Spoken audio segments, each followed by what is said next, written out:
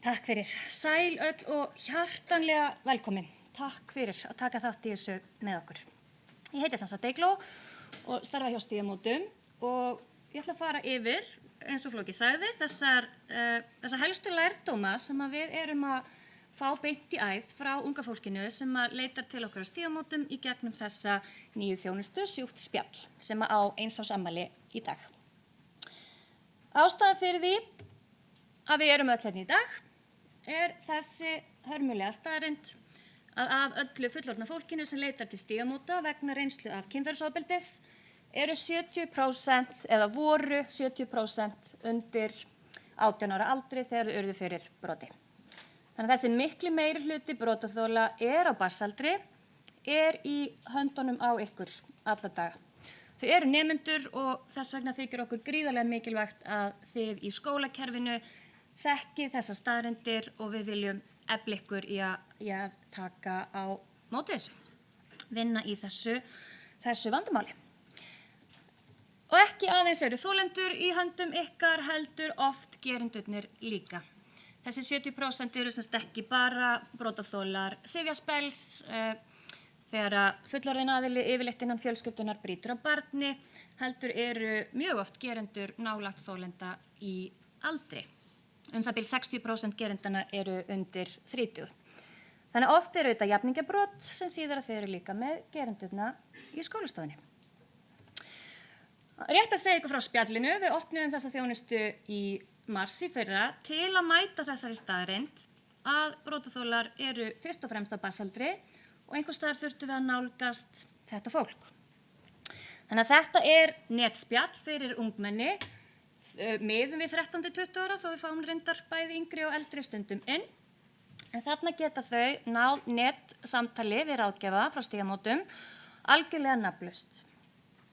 Og þess vegna koma við inn. Þau vita að þetta er algjörlega öruggt trúnaðarsamtal, við sjáum engar persónugreinanlegar upplýsingar. Þau koma þarna inn með ýmiss konar pælingar og umræðuefni, svo sem tala reynslu sína af ofbeldi eða öðrum erfiðum samskiptum eða allskyns áhyggjur af samböndunum sínum. Þau mega koma inn til að tala sína eigin hegðun ef þau hafa áhyggjur af því að þau séu ekki að gera hlutina nógu vel sjálf eða hvað þau eru að upplifa, hvernig komið fram við þau og stundum koma þau inn sem aðstandendur með áhyggjur af vinum sínum eða systkinum til dæmis. Og þetta spjall opið 3 kvöld í viku. Og svona mætir þetta krökkunum, þetta inn á vefsíðunni sjúkást.is. Á þessu fyrsta ári höfum við náð samtali inn á þessu spjalli við cirka 250 unglinga. Meðalaldurinn er 16, meiri hluti þessara krakka eru sem sagt börn, þau eru undir 18 í flestum tilvikum. Og það bil helmingurinn af þessum 250 komið þarna inn sérstaklega til að ræða ofbeldi. Stundum vissulega samskipta, örðugleika og skaðleg samskipti sem við setjum þá í hinn flokkinn. Hérna í dag ætla ég bara að tala ofbeldissamtölin. Þau koma þá fyrst og fremst inn sem þolendur ofbeldisins, þó að það gerist líka að gerandi og aðstandandi komi inn til að ræða slík mál. Og þó að krakkar af öllum kynjum komi inn á spjallið, þá það fyrst og fremst stelpur sem koma inn til að ræða upplifun sína af ofbeldi og í langflestum tilvikum gerandinn kærasti sem passar alveg við aðra tölfræði okkar á Stígamótum, langoftast eiga brotaþoli og gerandi í nánum tengslum, eru í sambandi, eru vinir, fjölskyldu og svo framvegis. Þannig að hinn klassíski notandi 16 ára stelpa í ofbeldissambandi. Nú kasta ég fram váviðvörun eins og Flóki gerði áðan að því ég ætla að lesa upp og sýna ykkur tilvitnanir í þessi samtöl. Þetta eru ekki fallegar frásagnir og ekkert gaman að bjóða ykkur upp á þetta með morgunkaffinu en hins vegar tel ég mjög mikilvægt að við vitum stöðuna, svart á hvítu, af hverju við erum hérna. Kynferðisofbeldi það ofbeldi sem oftast kemur til sögu í þessum samtölum. Hann hlustar ekki þegar ég segi nei, alveg þangað til hann stingur honum inn og heldur oftast fyrir munninn á mér ef það einhver heima. Og þetta sá hún að gerðist nánast daglega. og hún kom notabene ekki inn á spjallið til að tala kynferðisofbeldi. Hún kom til að spá í hvort að samband hennar væri kannski dálítið toxic. Þetta var bara svona í framhjálaupi að hún talaði þetta. Ég var með litla reynslu og treysti mér ekki í þetta strax, svo ég sagði nei, örugglega 7 sinnum, en hann hélt áfram að þrýsta og suða, svo á endanum sagði ég ok. Mér leið ömurlega eftir þetta, fór heim í sturtu og fannst ég ótrúlega skítug. Hann suðaði þar til ég sagði já, til að klára það bara af, en þá vildi hann alltaf meira, líka ef ég var veik og vildi slaka á. Hann spurði ekki leyfi og ég veit ekki hvort ég hefði sagt já, ef hann hefði spurt. Ég hélt áfram að segja nei, en hann hætti ekki. Síðan byrjaði hann að taka hálsinn og kreista mjög fast, þar til ég gat eiginlega ekki andað. Síðan loks ég var byrjuð að gráta og öskra, þá hætti hann. Þetta eru örfáar sögur. Þau nefna líka aðrar birtingarmyndir ofbeldis, svo sem stafrænt kynferðisofbeldi. Hann hótaði að deila vídeó af mér nakinni ef ég myndi einhvern tímann halda fram hjá honum. Þetta er ofsalega algengt í dag meðal unga fólksins, stafrænt kynferðisofbeldi. Líkamlegt ofbeldi, hann kastaði mér á vegg og hélt mér í hálstaki og barði mig þannig. Og andlegt ofbeldi kemur oft til sögu, andlegt ofbeldi í sambandi. Ég má aldrei gista heima á þess að hann hringi mig endalaust á nóttunni að segja mér að koma, alls konar svona dæmi, svona yfirgengileg stjórnun. Ég veit ekki hvernig ég á að komast burt, þar sem hann hefur sagt við mig að hann muni fremja sjálfsmorð ef ég færi frá honum. Þetta heyrum við ótrúlega oft, þetta mjög grófa, andlega ofbeldi. Svo notar hann stundum á móti mér að ég var lamin af fyrrverandi kærastanum með því að segja að hann gerði allavega ekki það, en það er þá lítið gert úr andlega ofbeldinu sem er þá mjög alvarlegt og skaðlegt. Og ég minni á að þetta eru langoftast kærastarnir.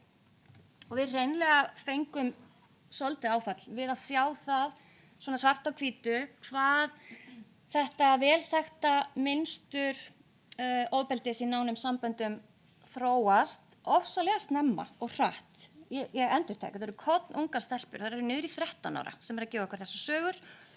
Ég set þarna heimilisofbeldi en við reynum að forðast það hugtak einmitt af því að krakkarnir tengja ekkert við það. Þetta eru bara börn, mjög sjaldan í sambúð, yfirleitt bara krakkar búandi í foreldrahúsum og þess vegna hrökk ég svolítið við að sjá þessi skýru mynstur, svona ofbeldis, það sem að brotaþoli reynir að gera lítið úr ofbeldinu, reynir að afsaka gerandan einhvern veginn, reynir að fela það, reynir að taka ábyrgðina, kornungar stelpur.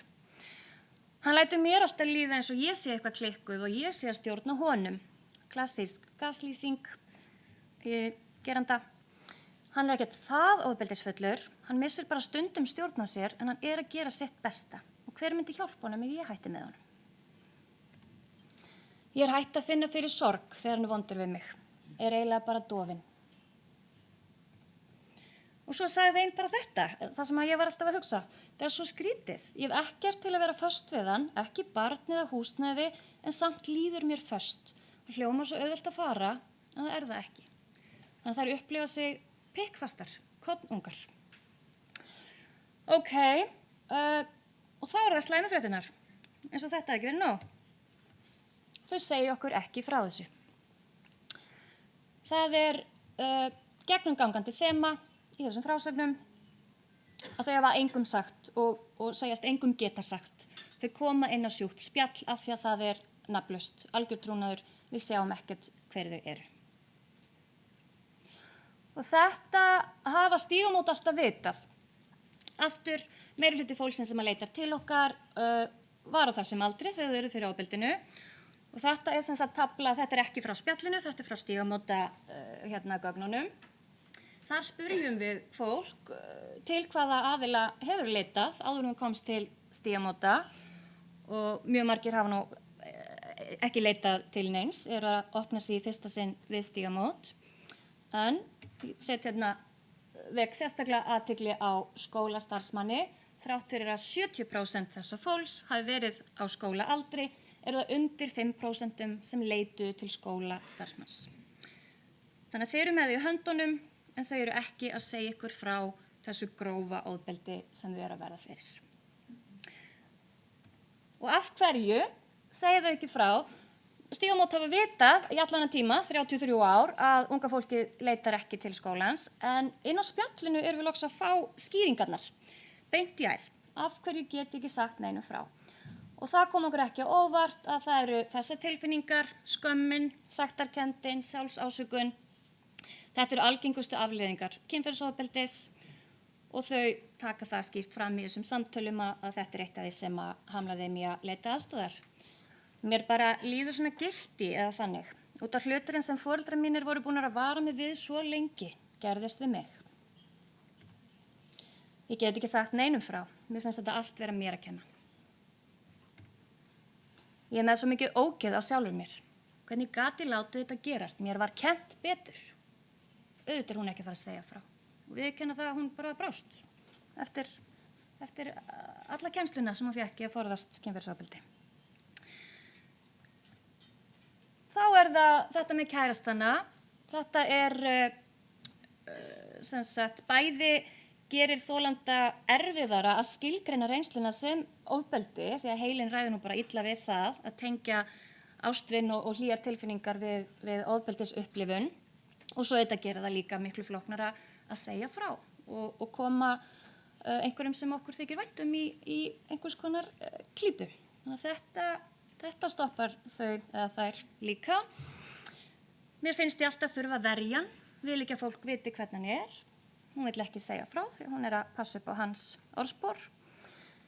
Mér þykir svo vænt hann og vona alltaf að hann muni breytast eins og hann lofaði. Hún er ekki að segja frá, hún er bara að bíða eftir hann læst. Og þessi er sannarlega ekki að fara að segja frá því að samskiptin eru bara mjög góð. Svona fyrir utan hún má ekki gera neitt án hans leyfis. Og hann þarf að vita allt, gefa mig leyfi til að fara út eða koma með mér í partíið. En annars er samskiptin bara rosa góð. Svo segja þau að þau séu hrædd við viðbrögðin ef þau opna sig. Hvernig verður þessu tekið? Þau óttast að þeim verði refsað á einhvern hátt fyrir að segja frá. Gerandinn muni hefna sín, vinirnir muni snúa baki við þeim. Vil ekki valda foreldrum sínum sársauka, vonbrigðum, tala mörg það. Mamma og pabbi hafa bara nóg annað að hugsa þó að ég bæti þess ekki á þau. Hrædd að vera dæmd, stimpluð, kennt ofbeldið og kannski fyrst og fremst óttu við að vera ekki trúað. Foreldrar mínir myndi ekki trúa mér og skólinn myndi bara segja þeim. Ég vildi að ég geti sagt einhverjum sem ég veit að mun trúa mér. Ég vil ekki að það eina sem fólk hugsar þegar það sér mig að mér var nauðgað. Enginn vill slíkan stimpil. Þessi veit ekki hvar hún finnur mannesku til að segja frá. Ég veit ekkert hvernig ég á að byrja samtalið eða hverjum ég geti sagt. Ég sagði vinkonu minni frá og hún sagði ég væri bara algjör hóra og hefði átt að segja þetta koma. Þannig að þegar þau hafa sagt einhverjum frá, þá eru það jafnaldrar og vinir og fá vissulega stundum stuðning þar en stundum eru þetta viðbrögðin en þá ekkert barn að þurfa að taka við svona upplýsingum. Og loks er skýringin einfaldlega sú að þau kunni ekki að skilgreina sína reynslu sem ofbeldi. Og þetta sjáum við skýrt af því að algengasta spurningin sem kemur inn á sjúkt spjall er